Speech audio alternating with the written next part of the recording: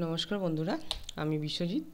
শুরু করছি Microsoft Word 2013 video tutorial বাংলাতে।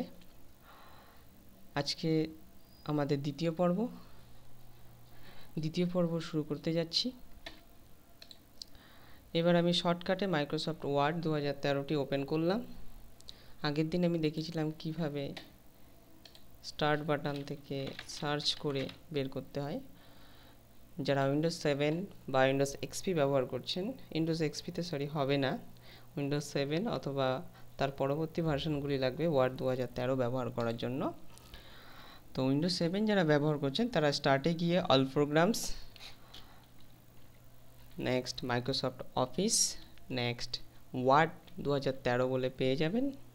তো আমি উইন্ডোজ 8 ব্যবহার করছি, সেজন্য আমার এই স্টার্ট বাটনটি নেই। আমাকে এরকম ভাসমান একটি স্টার্ট বাটন আছে উইন্ডোজ 8-এ, সেই জন্য আমাকে সার্চ করতে হচ্ছে। তো আশা করি আপনারা উইন্ডোজ 7 ব্যবহার করলেও পারবেন এটা, অথবা উইন্ডোজ 7-এ স্টার্টে ক্লিক করলে এখানে আপনার সার্চ প্রোগ্রাম অর ফাইলস বলে একটি অপশান দেয়, যেখানে আপনি আমার মতো ওয়ার্ড 2013 লিখে সার্চ করতে পারেন, অসুবিধে নেই। তো আজকে আমরা মূলত হোম ট্যাব নিয়ে কথা বলবো। হোম ট্যাব শুরু করার আগে বলে দিই, মাইক্রোসফট অফিস ওয়ার্ড হচ্ছে একটি ওয়ার্ড প্রসেসিং সফটওয়্যার, অর্থাৎ যাবতীয় টেক্সট নিয়ে এই সফটওয়্যারটি কাজ করে। একটি টেক্সট বেসড সফটওয়্যার। এখানে অবশ্য আপনি ইমেজ অ্যাড করতে পারেন, অর্থাৎ যে কোনো ধরনের ওয়ার্ড ডকুমেন্ট তৈরি করার জন্য মাইক্রোসফট ওয়ার্ড ব্যবহার করা হয়। তো চলুন শুরু করা যাক হোম ট্যাব সম্পর্কে। আশা করি আপনারা বেসিক কিভাবে টাইপ করতে হয়, কিভাবে এন্টারের কাজ কি বা ব্যাক স্পেসের কাজ কি, এগুলি আপনাদের জানা আছে। তো আমি এগুলি আর নতুন করে জানাতে চাইছি না, ধরে নিচ্ছি আপনারা জানেন। তো এখানে কোনো লেখা আপনাদের লিখতে হবে কোনো কাজ করার জন্য। তো আমি ধরুন লিখলাম Microsoft Word 2013 tutorial in Bengali, এবং এটি হচ্ছে পার্ট 2। এখানে আমি দেখাবো হোম ট্যাব। এই যে লেখাটি আমি লিখলাম, এই লেখাটি সিলেক্ট করার জন্য যে অংশ থেকে আপনি সিলেক্ট করতে চান সেখান থেকে গিয়ে ড্র্যাগ করলে এটি সিলেক্ট হয়ে যাবে। সিলেক্ট করার পর যাবতীয় চেঞ্জেস বা পরিবর্তন আপনি করতে পারেন। যেমন প্রথম থেকে শুরু করি। প্রথম হচ্ছে লেখার স্টাইল চেঞ্জ করা। আপনি লেখার স্টাইল চেঞ্জ করতে পারেন। এখানে বিভিন্ন ধরনের স্টাইলগুলি আছে, এখান থেকে আপনি চেঞ্জ করতে পারেন। তারপরে হচ্ছে সাইজ, লেখার সাইজ চেঞ্জ করতে পারেন। তারপরে হচ্ছে লেখা বড় করা, একটু একটু করে এই লেখাটি বড় হবে। আর এটা হচ্ছে গ্রো ফন্ট, আর এটা ডিক্রিজ ফন্ট সাইজ, এটা ইনক্রিজ ফন্ট সাইজ। তো এটা দিয়ে 2 করে বাড়বে, দেখুন বাড়ছে। ধরুন এটার ফন্ট সাইজ প্রথমে 12 আছে, 2 2 2 এভাবে বাড়বে, অথবা আপনি ডাইরেক্টলি এখান থেকে বাড়াতে পারেন। আর এটাতে 2 করে কমবে। আচ্ছা, তারপরে এটি হচ্ছে চেঞ্জ কেস। সেন্টেন্স কেস হচ্ছে নর্মাল, যেমন আমি সেন্টেন্স লিখি, সেন্টেন্সের প্রথমটা বড় হাতের এবং বাকিগুলো ছোট হাতের। দেখুন সেন্টেন্স কেস লেখাটাও ঠিক সেইভাবেই লেখা আছে, তাহলে এটি সেন্টেন্স কেসে অলরেডি আছে। তারপর হচ্ছে লোয়ার কেস, সমস্ত ছোট হাতের লেখা হবে, অর্থাৎ এই লেখাগুলি সমস্ত ছোট হাতের হয়ে যাবে। এখন আমার প্রথমটা যেমন বড় হাতের আছে, দেখুন এখানে ছোট হাতের হয়ে গেছে সব। তারপরে আপার কেস, সমস্ত বড় হাতের হবে, দেখুন এখানে বড় হাতেরই লেখা আছে আপার কেস কথাটা। তারপর হচ্ছে ক্যাপিটাল ইচ ওয়ার্ড, অর্থাৎ যেখানে সমস্ত ওয়ার্ডের প্রথম অক্ষরটা ক্যাপিটাল হবে, তারপরে হচ্ছে টুগেল কেস। টুগেল কেস হচ্ছে সমস্ত ওয়ার্ডের প্রথম অক্ষরটা ছোট হাতের হবে। দেখুন সমস্ত ওয়ার্ডের প্রথম অক্ষরটা ছোট হাতের, বাকিগুলো সব বড় হাতের। তো আমরা ন্যাচারালি যেটা ইউজ করে থাকি সেটা হচ্ছে সেন্টেন্স কেস। আর আমার এখানে আমি এগুলো দেখুন বড় হাতের করেছিলাম, এটা সেন্টেন্স করার ফলে সব ছোট হাতের হয়ে গেছে। তো আমি ক্যাপিটাল ইচ ওয়ার্ডটা ইউজ করছি সুবিধার্থে। আর আরেকটা কথা বলে রাখি এই প্রসঙ্গে, যে আমি যখনই এটা লোয়ার কেস করলাম তার ফলে দেখুন এখানে লাল কালারের আন্ডারলাইন চলে এলো। চিন্তা করবেন না, এইটি যখন আপনি প্রিন্ট করবেন তখন এটি আন্ডারলাইনটি আসবে না। বলে দিই, লাল কালারের আন্ডারলাইন আসলে সেক্ষেত্রে আপনার বানানে ভুল আছে, আর যদি সবুজ কালারের আন্ডারলাইন আসে সেক্ষেত্রে আপনার গ্রামারে ভুল আছে। তো এখানে রেড কালারের আন্ডারলাইন, এখানে বানানে ভুল আছে, যদিও এটি বানানে ভুল নেই, কারণ মাইক্রোসফট কথাটা একটা নাউন। এই নাউনটি কোনো ডিকশনারিতে খুঁজলে কোনো মিনিং হয় না, এটা একটা কোম্পানির নাম। মাইক্রোসফট হচ্ছে একটা অর্গানাইজেশনের নাম, সংস্থার নাম, যে সংস্থাটি এই সফটওয়্যারটি তৈরি করেছে।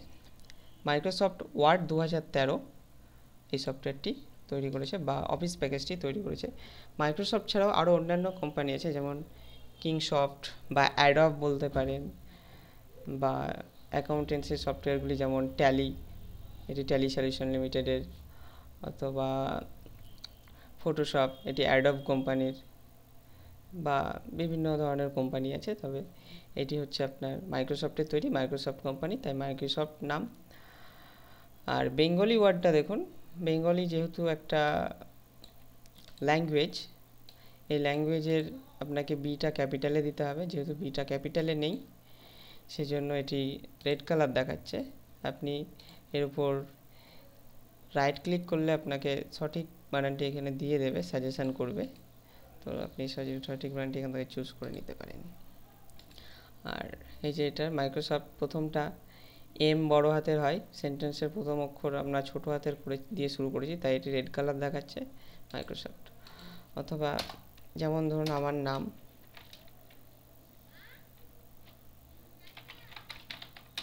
এটি রেড কালার দেখাচ্ছে, প্রথমটা বড় হাতের হওয়া সত্ত্বেও রেড কালার দেখাচ্ছে। কারণ কি, এই নামের কোনো মিনিং নেই, ডিকশনারিতে খুঁজলে আমরা এই নামের কোনো মিনিং পাবো না ইংলিশ ডিকশনারিতে, তাই এই নামটি একটি ভুল বানান, কম্পিউটার সেটি শো করবে। তবে এটা নিয়ে চিন্তার কোনো কারণ নেই, প্রিন্ট আউট করলে এটি আসবে না।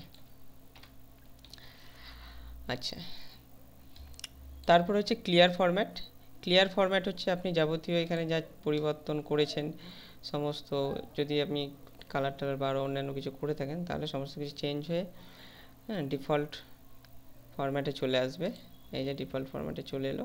তো আমি চাইছি না, আমি চাইছি আগে যে অবস্থায় ছিল সেই অবস্থায় যাওয়ার জন্য। তো এই পূর্ববর্তী অবস্থায় ফিরে যাওয়াটাকে বলা হয় আনডু। তো আনডু অপশানটি পাবেন আপনি এখান থেকে, আনডু, যার শর্টকাট কি হচ্ছে Ctrl+Z। তো আপনি কিবোর্ড থেকে Ctrl+Z প্রেস করেও করতে পারেন, বা এই আনডু বাটনে ক্লিক করেও আপনি আগের অবস্থায় ফিরে যেতে পারেন। আচ্ছা, এবারে চলে আসছি বোল্ড, ইটালিক, আন্ডারলাইনে এই অপশানগুলি। তবে যে কোনো টুলসের কাজ করার আগে আপনাকে সিলেক্ট করে নিতে হবে, অবশ্যই সিলেক্ট করাটা ভুলবেন না। বোল্ড ফর একটু মোটা ধরনের হবে লেখাটা, এই ফন্টটির মাধ্যমে আপনি বুঝতে পারবেন না, তাই আমি ফন্টটা চেঞ্জ করছি। আমি নর্মাল একটি ফন্ট নিচ্ছি, সাপোজ এই ফন্টটি নিলাম। তো ধরুন আমি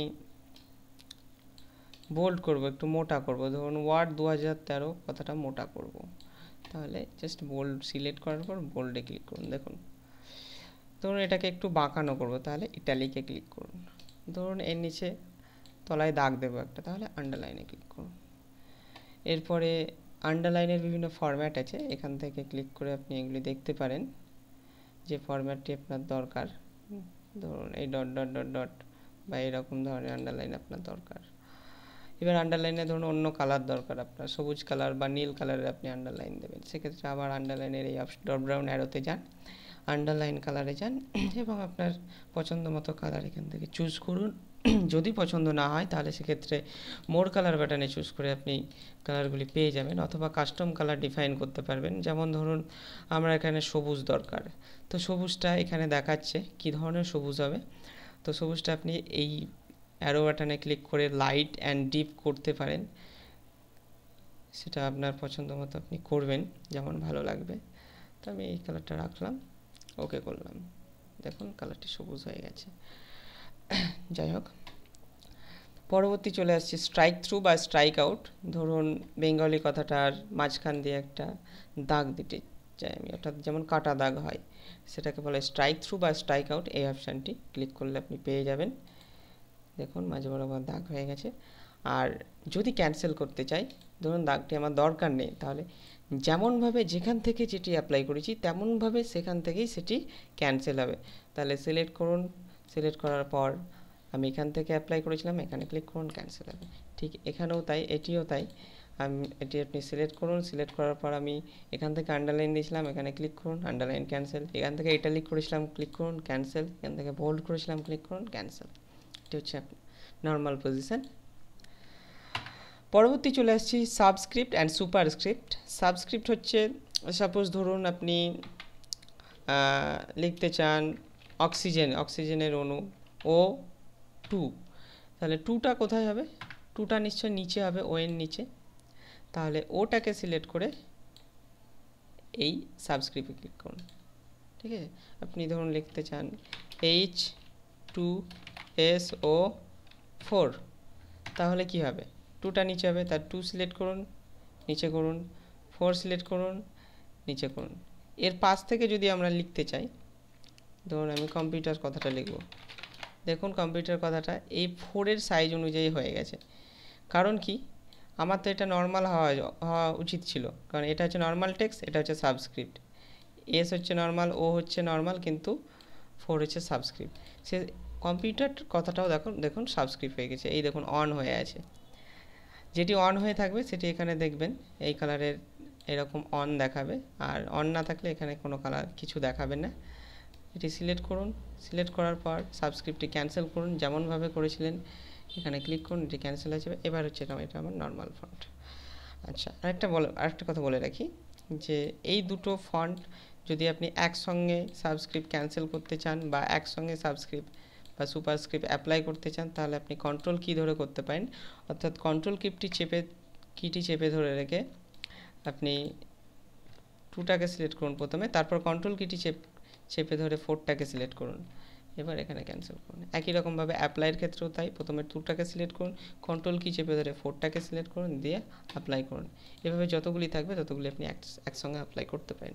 এটি গেল সাবস্ক্রিপ্ট।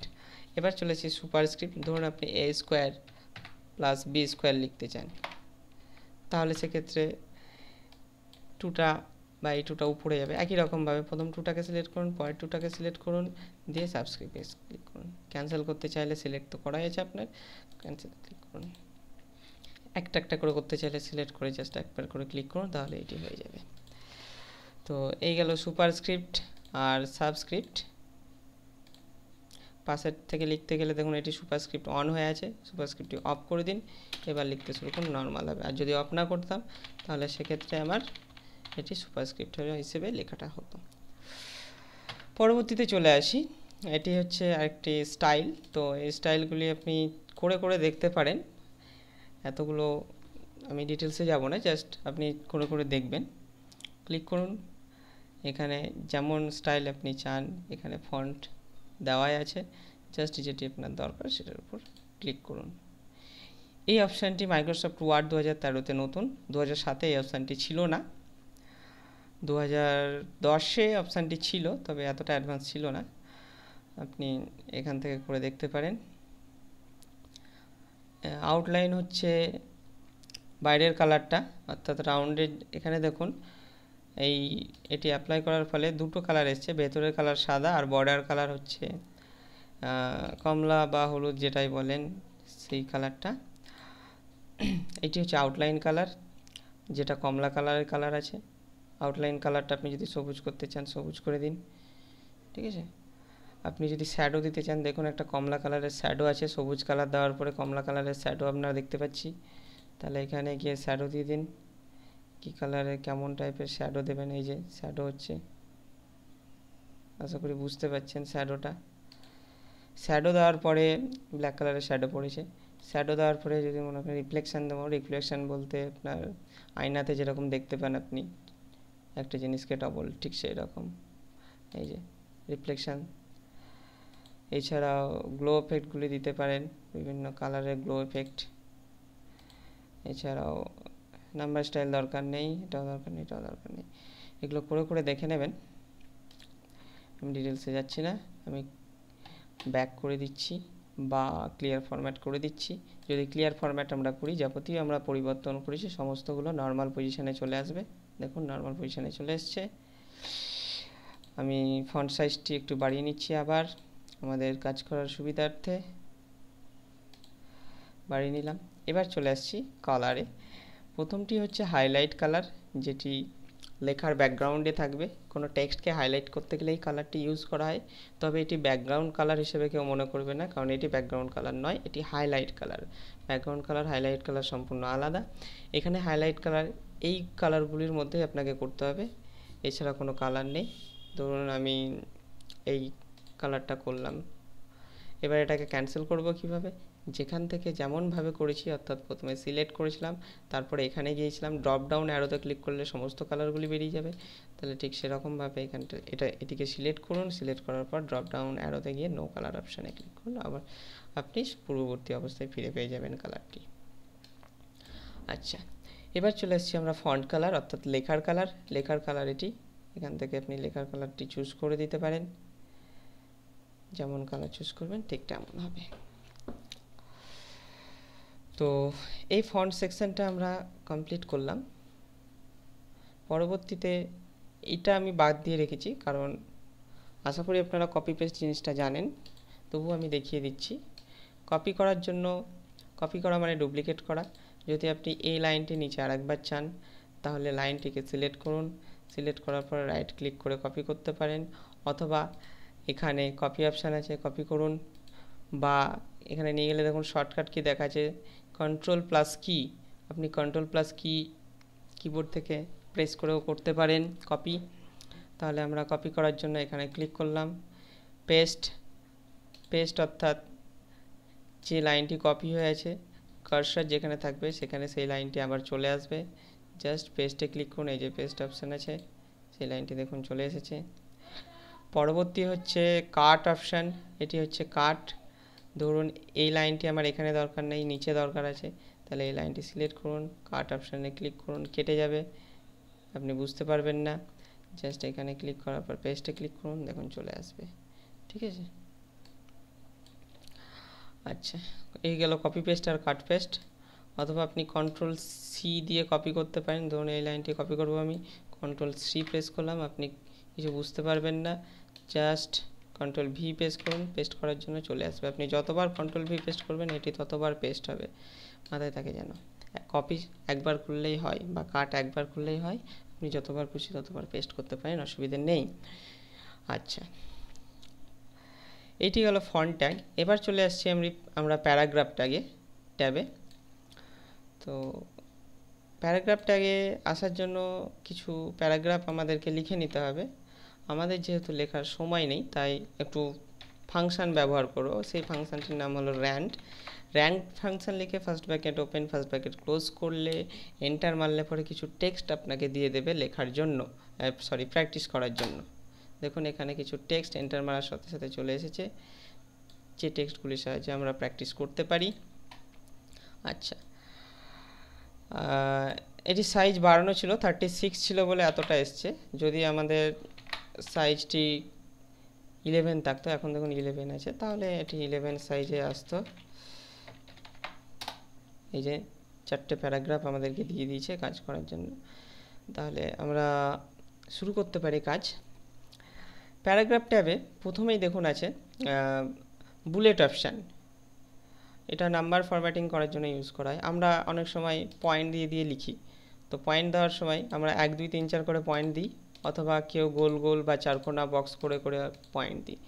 তাহলে যে প্যারাগ্রাফগুলো আপনি পয়েন্ট দিতে চান সেই প্যারাগ্রাফগুলো আপনি সিলেক্ট করুন, দিয়ে এখানে ক্লিক করুন। ডিফল্ট গোল সাইজের গোল বুলেট আসবে। আপনি যদি বুলেটের স্টাইল চেঞ্জ করতে চান তাহলে এই ড্রপ ডাউন অ্যারোতে ক্লিক করুন, এখানে বিভিন্ন স্টাইলের বুলেট আছে, আপনার যে স্টাইলটি পছন্দ সেই স্টাইলটি চুজ করতে পারেন এখান থেকে। ক্যান্সেল করতে গেলে জাস্ট এটি অন হয়ে আছে এখানে ক্লিক করুন, অথবা অ্যারোতে ক্লিক করে নান বাটনে ক্লিক করুন, তাহলেও হবে। পরেরটাও প্যারাগ্রাফ যদি আপনি নাম্বারিং হিসেবে দিতে চান তাহলে পরের অপশানটি চুজ করবেন, ক্লিক করলে প্যারাগ্রাফগুলি নাম্বারিং হিসেবে হবে 1 2 3 4 হিসেবে।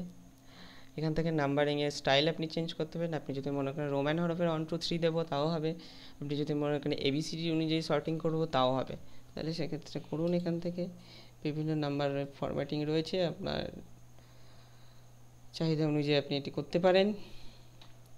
ক্যান্সেল করার জন্য একই রকম এখানে গিয়ে নানে ক্লিক করতে পারেন, অথবা আপনি এই বাটনটির উপর নাম্বারিং বাটনটির উপর সরাসরি ক্লিক করতে পারেন। এটি হচ্ছে কম্বিনেশান, এই একই রকম, এই দুটোর বা এটার কাজ মোটামুটি একই, কোনো পার্থক্য নেই। দেখুন এটাতে ক্লিক করলেও সে একই, এটাই চুজ হচ্ছে, এটা সিলেক্ট থাকছে না, দেখুন একই কাজ। পরে চলে এসছি আমি ইনডেন্ট, একটা ইনক্রেজ একটা ডিক্রেজ। তো ইনক্রেজ ইনডেন্ট বলতে এই যে এই এরিয়াটা ধরুন আপনি এই প্যারাগ্রাফটা আপনি এই 4 সেন্টিমিটার এখান থেকে লিখবেন, তাহলে পরে আপনি এখান থেকে এটি ডাইরেক্ট সরিয়ে নিয়ে করতে পারেন, অথবা যদি আপনি মনে করেন যে আমি ইনডেন্ট ব্যবহার করে করব, তাহলে এই প্যারাগ্রাফের প্রথমে কার্সর রাখুন বা প্যারাগ্রাফটি সিলেক্ট করুন, সিলেক্ট করার পরে ইনডেন্টটি ব্যবহার করুন। এটা হচ্ছে ইনক্রেজ, এটি হচ্ছে ডিক্রেজ। তো যদি আপনি এখান থেকে করেন তাহলে সেক্ষেত্রে আপনারই সুবিধা হবে। আপনি যদি আড়াই নিতে চান তাহলে আড়াই খুব সহজে করা যাবে, কিন্তু এখান থেকে দেখুন 1 সেন্টিমিটার করে বেড়ে যাচ্ছে, সেজন্য এটা একটু অসুবিধা হতে পারে। যাই হোক, আপনি যেটা সুবিধা হবে আপনার সেটা করবেন। সমস্ত প্যারাগ্রাফগুলি একসঙ্গে যদি চুজ করেন তাহলে সমস্ত প্যারাগ্রাফগুলি একসঙ্গে ইনডেন্ট চেঞ্জ হবে। পরবর্তীটা হচ্ছে শর্টিং। তো শর্টিং আমার মনে হয় নাম্বার দিয়ে দেখালে বেটার হবে প্যারাগ্রাফের থেকে, তো আমি নাম্বার দিয়েই দেখাচ্ছি। ধরুন আমি নাম্বার লিখলাম কিছু এলোমেলোভাবে,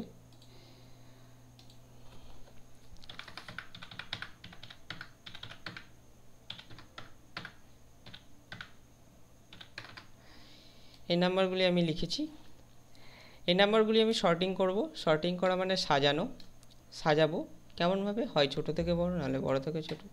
তাহলে সেক্ষেত্রে নাম্বারগুলিকে সিলেক্ট করুন, শর্ট বাটনে ক্লিক করুন, এখানে ডিফল্ট এটি চলেই আসবে নাম্বার হিসেবে, কারণ আমরা এটা নাম্বার চুজ করেছি, নাম্বার হিসেবে চলে আসবে। অ্যাসেন্ডিং করলে ছোট থেকে বড়, ডিসেন্ডিং করলে বড় থেকে ছোট।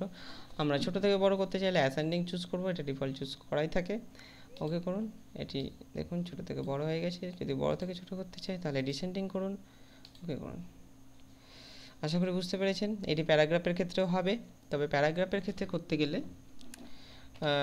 দেখাচ্ছি আমি। প্যারাগ্রাফের ক্ষেত্রে করতে গেলে প্যারাগ্রাফটিকে একটু কালার টালার দিয়ে নিন, যাতে সুবিধা হয় আপনার বুঝতে যে কোন প্যারাগ্রাফটি কত নম্বরে গিয়েছে। প্যারাগ্রাফকেও সর্টিং করবে, ধরুন আমি এইভাবে দিলাম, প্যারাগ্রাফকেও সর্টিং করা যাবে। সিলেক্ট করলাম, সর্টে গেলাম, এটা অ্যাসেন্ডিং হিসেবে করলাম। দেখুন এটি টেক্সট, যেহেতু টেক্সট সিলেক্ট করেছি, ওকে করুন। দেখুন ব্ল্যাক প্যারাগ্রাফটি শেষে ছিল, প্রথমে চলে এসেছে। এটি শর্ট করেছে প্রথম অক্ষরটি দিয়ে, প্রথম অ্যালফাবেটটি দিয়ে, ABCD অনুযায়ী অ্যালফাবেটিক্যালি শর্ট করেছে এটিকে। প্রথমে দেখুন R, তারপরে S, তারপরে T, তারপরে T, তারপরে V, এটি অ্যালফাবেটিক্যালি শর্ট করবে। আপনি যদি ডিসেন্ডিং চুজ করতেন তাহলে প্রথমে Z2A আর কি করতো, তাহলে সেক্ষেত্রে করুন ডিসেন্ডিং। তো আরও সুবিধা হবে যদি আপনি ABCD লিখে শর্টিং অপশানটি ইউজ করেন, তাহলে আরও সুবিধা হবে। ABCD এই চারটেকে ধরুন আমি এলোমেলোভাবে লিখলাম, ধরুন এখানে আমি দিলাম X, এখানে দিলাম X দিচ্ছি না, এখানে ধরুন আমি B দিলাম, এখানে ধরুন আমি এ দিলাম, এখানে ধরুন আমি ডি দিলাম, এখানে ধরুন আমি সি দিলাম, এলোমেলোভাবে করলাম। এবার চুজ করুন, এবার অ্যাসেন্ডিংয়ে যান, ওকে করুন, দেখুন ABCD। তো ডিসেন্ডিংয়ে যান, দেখুন DCPA। তো যাই হোক, এইভাবে আপনাদের করতে হবে। পরবর্তী অপশানে আমরা চলে যাচ্ছি। পরবর্তী অপশান হচ্ছে শো হাইড অপশান। এই অপশানটিকে শো হাইড অপশান বলা হয়। তো এটি যদি অন করি তাহলে কোথায় আমরা স্পেস দিয়েছি, কোথায় এন্টার দিয়েছি, এগুলি আমরা দেখতে পাবো। দেখুন এই চলে এসছে, এটি এন্টারের চিহ্ন। আর দেখুন স্পেসগুলি ডট আকারে দেখাচ্ছে। সম্ভবত এটি বড় করে দেখুন, যতবার এন্টার দেবো ততবার এটা দেখাবে। ট্যাব দিলে ট্যাবগুলি এভাবে দেখাবে। আপনি যদি স্পেস দেন স্পেসগুলি ডট ডট হিসেবে দেখাবে। আর এখানেও দেখুন স্পেসগুলি ডট ডট হিসেবে দেখাচ্ছে। এগুলি কতগুলি স্পেস আছে বা কতগুলি ট্যাব আমি ইউজ করেছি এটা কাউন্ট করতে খুব সুবিধা হয়। আমি এটি অন করে কাজ করি। অন করলে পরে ধরুন এটি অন করলাম, এমনিতে কতগুলি কোথায় স্পেস বা কোথায় কী দিয়েছি আমি কিছু বুঝতে পারছি না। দেখুন এই কার্সারটা এখানে আসছে কিন্তু এখানে আসছে না, কারণ কি? কারণ এখানে আপনার স্পেস বা ট্যাব ইউজ করা আছে। হ্যাঁ, তো আপনি যদি এই কার্সারটি এখানে আনতে পারেন, পরের লাইনে এখানে কেন আসছে না বা এখানে কেন আসছে না, তার কারণ হচ্ছে আপনি দেখে নিন কোথায় কতগুলি স্পেস বা ট্যাব ইউজ করেছেন। এর ফলে সুবিধা হবে। যদি আপনি এখানে আনতে চান তাহলে এখানে আনতে পারেন ট্যাবগুলি ইউজ করে। তো যাই হোক, এটি অন করেও কাজ করতে পারেন, অফ করেও কাজ করতে পারেন। অন করলে পরে মুছতে সুবিধা হবে, স্পেস এন্টার বা ট্যাবগুলি সিলেক্ট করে ধরুন আমি মুছে দিলাম, ব্যাস সুন্দর হয়ে গেল। অফ করে দিন। পরবর্তী চলে আসছি অ্যালাইনমেন্ট। 4 ধরনের অ্যালাইনমেন্ট আছে প্যারাগ্রাফের। ধরুন আমি লিখলাম www.com, এই ওয়েবসাইটটিতে আমি পোস্ট করি। এই ওয়েবসাইটটি আপনারা ফলো করতে পারেন। দেখুন এটি আমি মাঝখানে করলাম, তার জন্য সেন্টার অ্যালাইনমেন্ট ডিফল্ট থাকে লেফট, মাঝখানে করার জন্য সেন্টার, রাইটে করার জন্য রাইট এবং জাস্টিফাই করার জন্য জাস্টিফাই। তো আশা করি আপনি লেফট, সেন্টার এবং রাইট বুঝতে পেরেছেন, শুধু বুঝতে পারেননি জাস্টিফাইটা বুঝতে পারবেন। দেখুন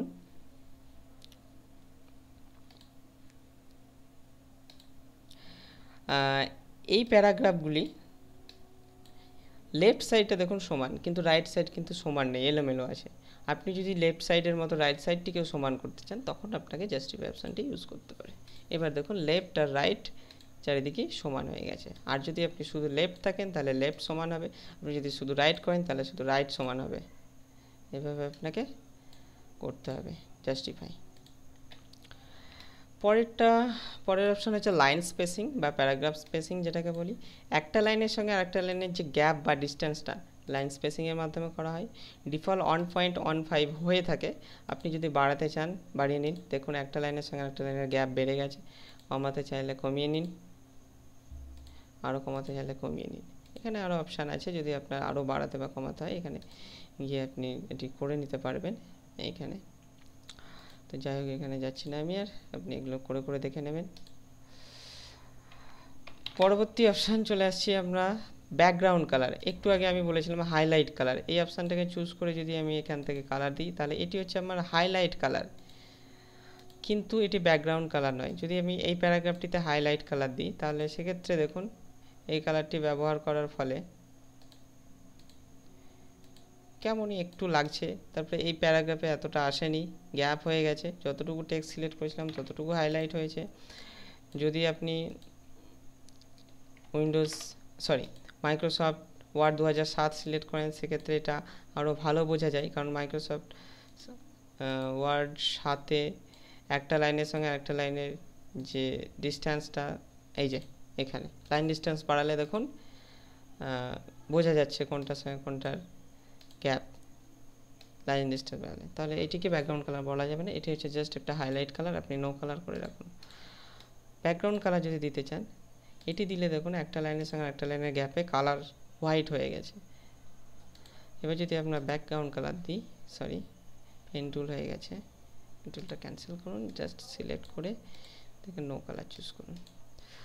তাহলে সিলেক্ট করার পর এখান থেকে ব্যাকগ্রাউন্ড কালার চুজ করে দিন। দেখুন এবার ব্যাকগ্রাউন্ড কালারটি পুরো প্যারাগ্রাফে ফিল হয়েছে। এটি হচ্ছে ব্যাকগ্রাউন্ড কালার অ্যাকচুয়াল, আর এটি হচ্ছে হাইলাইট কালার। আচ্ছা, তবে আমরা প্রায় মোটামুটি কমপ্লিটের দিকে। হোম ট্যাবটি, এবার চলে আসছি আমরা বর্ডারে। ধরুন আপনি এই প্যারাগ্রাফটি বর্ডার দিতে চান, তাহলে প্যারাগ্রাফটি সিলেক্ট করুন। সিলেক্ট করার পরে বর্ডার অপশানে ক্লিক করুন, অল বর্ডারে ক্লিক করুন। দেখুন চারি সাইডে বর্ডার হয়ে গেছে। এবার যদি মনে করেন আপনি যে আমি প্যারাগ্রাফটির খালি উপরে বর্ডার দেবো, তাহলে এখান থেকে টপ বর্ডার চুজ করুন। আপনি যদি মনে করেন খালি নিচে বর্ডার দেবো, তাহলে এখান থেকে বটম বর্ডার চুজ করুন। খালি লেফটে বর্ডার দেবো, তাহলে লেফট বর্ডার চুজ করুন। খালি রাইটে বর্ডার দেবো, রাইটে চুজ করুন। দেখুন চারিদিকে বর্ডার হয়ে গেছে। এটা করার পরে যদি আপনি মনে করেন যে আমি কোনো বর্ডার আমি উঠিয়ে দেব, ধরুন আমার দুই সাইডের বর্ডার দরকার নেই, তাহলে এখানে গিয়ে লেফট বর্ডারে ক্লিক করুন, উঠে যাবে। আবার এখানে গিয়ে রাইট বর্ডারে ক্লিক করুন, উঠে যাবে। দেখুন দুই সাইডের বর্ডার উঠে গেছে। পরবর্তীতে চলে আসছি, আরও এটার অ্যাডভান্স অপশান রয়েছে, সেটি হচ্ছে বর্ডার অ্যান্ড শেডিং। এই বর্ডার অ্যান্ড শেডিং অপশান থেকে আপনি বর্ডারের স্টাইল কত মোটা হবে বা কি কালার হবে, এখান থেকে কত মোটা হবে ওকে করে এটা বর্ডারটি অ্যাপ্লাই করতে পারেন। এই যে বটম বর্ডার, এই যে টপ বর্ডার, এভাবে অ্যাপ্লাই করতে পারেন। অথবা অল বর্ডারে ক্লিক করলেও এটি, এখন যেহেতু ওই বর্ডারটি সিলেক্ট আছে সেহেতু এটি হয়ে যাবে। দেখুন দুটো প্যারাগ্রাফ যেহেতু সিলেক্ট করেছি, অল বর্ডারে ক্লিক করলে মাঝখানেও এটি চলে আসছে। তো আপনি যদি মনে করেন যে আমার মাঝখানেরটি দরকার নেই, তাহলে সেক্ষেত্রে এখান থেকে আউটসাইড বর্ডারটি আপনি চুজ করতে পারেন, তাহলে মাঝখানটি আসবে না। আবার বর্ডার অ্যান্ড শেডিং অপশানে গিয়ে এখানে দেখুন আপনার এখানে দেখাচ্ছে এই চারি সাইডের বর্ডার। জাস্ট একটা বর্ডারের উপর ক্লিক করুন, এটি উঠে যাবে। দেখুন উঠে গেছে, ওকে করুন। দেখুন এখান থেকে উঠে গেছে। এভাবে আপনি করতে পারেন। বর্ডারের স্টাইলগুলো তো দেখালাম আমি, এখান থেকে বর্ডারের স্টাইলগুলো চুজ করতে পারেন।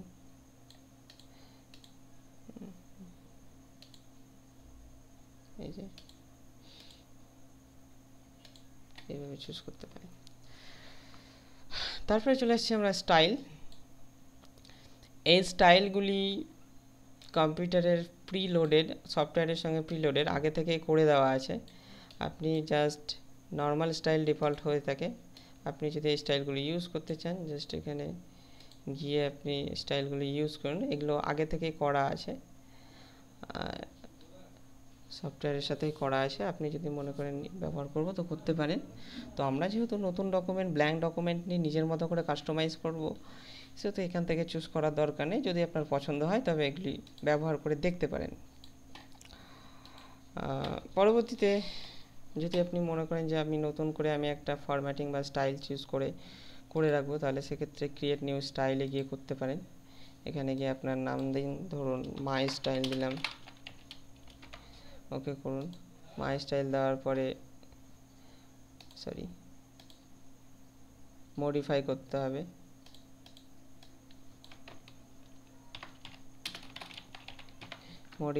হবে। অলরেডি এক্সিস্ট, মাই স্টাইল 2 দিয়ে দিলাম।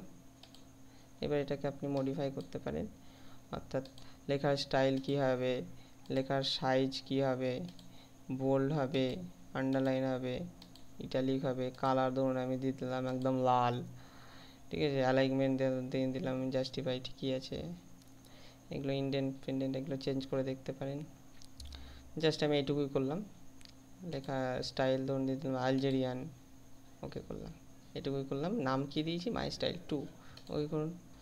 জাস্ট এবার এটি অ্যাপ্লাই হয়ে গেছে দেখুন। অথবা এখান থেকে মাই স্টাইল 2টা আপনি এখানে পেয়ে যাবেন। এটা মাই স্টাইল 1 ছিল, এটা হচ্ছে মাই স্টাইল 2। যাই হোক, এখান থেকে আপনি করবেন। আমি ক্লিয়ার ফরম্যাট করে দিচ্ছি, ক্লিয়ার ফরম্যাট করে দিলাম। পরবর্তী হচ্ছে ফাইন্ড অপশানটি।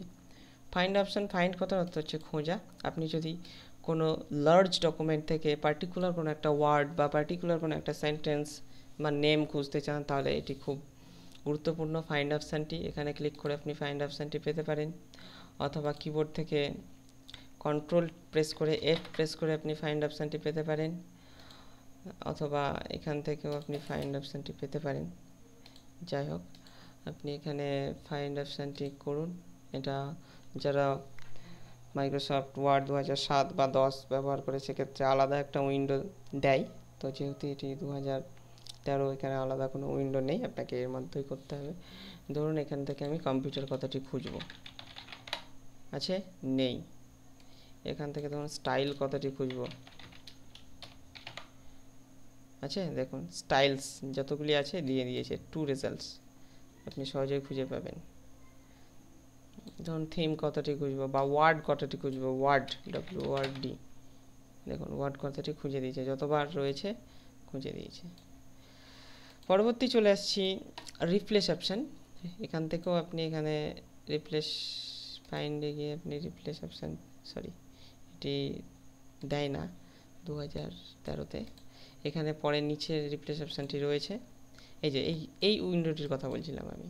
এই উইন্ডোটি যদি আপনি 2007 বা 2010 ইউজ করেন ওয়ার্ডের ভার্সান, তাহলে সেক্ষেত্রে এখানে কন্ট্রোলে প্রেস করলেই এই উইন্ডোটি না আসে, তখন এই রিপ্লেস অপশানে ক্লিক করলে যে উইন্ডোটি আসছে এখানে ফাইন্ড অপশানে এই উইন্ডোটি আসবে। ঠিক একই রকমভাবে এখানে আপনাকে তখন সিলেক্ট করে ফাইন্ড নেক্সটকে ক্লিক করলে এখানে একটা একটা করে দেখাবে, এই যে দেখাচ্ছে সিলেক্ট করে। তো একই রকমভাবে আমরা রিপ্লেস অপশানটি ব্যবহার করব। সাপোজ ধরুন যেখানে যেখানে ইউ আছে, ইউ, সেখানে আমি আই করতে চাই, তাহলে রিপ্লেস অপশানে ইউজ করুন। তাহলে ফাইন্ড ওয়ার্ড, অর্থাৎ কী খুঁজবো, কোন ওয়ার্ডটাকে খুঁজবো, ইউ ওয়ার্ডটাকে খুঁজবো। রিপ্লেস উইথ ইউ ওয়ার্ড খুঁজে ইউ এর পরিবর্তে কী বসাবো, আই বসাবো, আই। রিপ্লেস অলে ক্লিক করলে আপনাকে কিচ্ছু দেখাবে না, যতগুলি ইউ আছে ততগুলি আই হয়ে যাবে। আপনি যদি একটা একটা করে দেখে করতে চান তাহলে ফাইন নেক্সটে ক্লিক করুন, দেখুন ইউ সিলেক্ট করেছে, এখানে আপনি কি আই করতে চান তাহলে রিপ্লেস করুন, দেখুন আই হয়ে গেছে সঙ্গে সঙ্গে। এখানে ইউ রয়েছে, এটাকে কি আপনি আই করতে চান তাহলে রিপ্লেসে ক্লিক করুন, দেখুন আই হয়ে গেছে। এখানে দেখুন ইউর আছে, তাহলে নিশ্চয়ই এখানে আই করাটা যুক্তিসঙ্গত হবে না, তাহলে সেক্ষেত্রে আপনি ফাইন নেক্সটে ক্লিক করতে পারেন। এখানে হোয়েন ইউ আছে, এখানে আই করা যায় আর কি, আই করে দিলাম। এখানে ইউর আছে, হবে না, তাই নেক্সট। এখানে ইউ আছে, আই, ইউর আছে, হবে না, ইউ আছে, রিপ্লেস, ইউর আছে, হবে না, নেক্সট। লেআউটের ইউ পেয়েছে, নেক্সট, ইউ পেয়েছে, replace, replace, replace, replace, replace, replace. আর যদি আপনি রিপ্লেস অল করতেন তাহলে সেক্ষেত্রে যেখানে যেমন লেআউট কথাটার মধ্যে ইউ পেয়েছিল, তাহলে সেটাকেও তখন আই করে দিত। সেই জন্য আপনাকে রিপ্লেস ওয়ালটা করতে আমি রেকমেন্ড করবো না, আমি একটা একটা করে রিপ্লেস করাটাই বেটার। যাই হোক, এভাবে করবেন আপনি। নেক্সট হচ্ছে গো টু অপশান আছে এখানে একটা। আমার যদি অনেকগুলি পেজ থাকে তাহলে এখানে পেজ নাম্বার দিয়ে ডাইরেক্ট সেই পেজে আমরা যেতে পারি। যদি 10টা পেজ থাকে তাহলে জাস্ট 10 দিন দিয়ে গো টুতে ক্লিক করুন। 10 নম্বর পেজ নেই তাই যাচ্ছে না, থাকলে অবশ্যই যেত। পরের অপশানটি হচ্ছে সিলেক্ট। এই অপশানটি ব্যবহার করতে পারেন আমরা এই যে সিলেক্ট করার জন্য যে অপশানটি ব্যবহার করছি, জাস্ট এখানে সিলেক্টে গিয়ে সিলেক্ট অল করলে সমস্ত লেখা সিলেক্ট হবে। কিবোর্ড থেকে কন্ট্রোল প্রেস করে এ প্রেস করলেও ঠিক সিলেক্ট অল হয়ে যাবে। এখানে মাউস নিয়ে গেলে দেখুন হয়তো শর্টকাট কিটা দেখাচ্ছে, হ্যাঁ দেখাচ্ছে, কন্ট্রোল প্লাস এ, এটি হচ্ছে সিলেক্ট অলের শর্টকাট কি।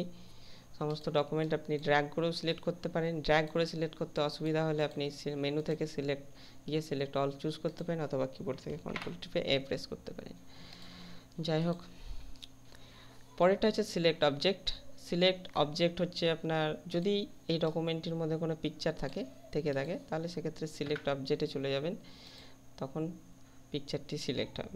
আপনি ওয়ার্ড সিলেক্ট করলে ওয়ার্ড সিলেক্ট হবে না, তখন অবজেক্ট হিসেবে পিকচারটি সিলেক্ট হবে। তো যাই হোক, এটি পরে বলবো এটি নিয়ে আমি। তাহলে মোটামুটি হোম ট্যাবটি হয়তো আপনারা আশা করি বুঝতে পেরেছেন। যারা বুঝতে পারেননি অবশ্যই কমেন্ট করবেন, আমি যত দ্রুত সম্ভব রিপ্লাই দেওয়ার চেষ্টা করব।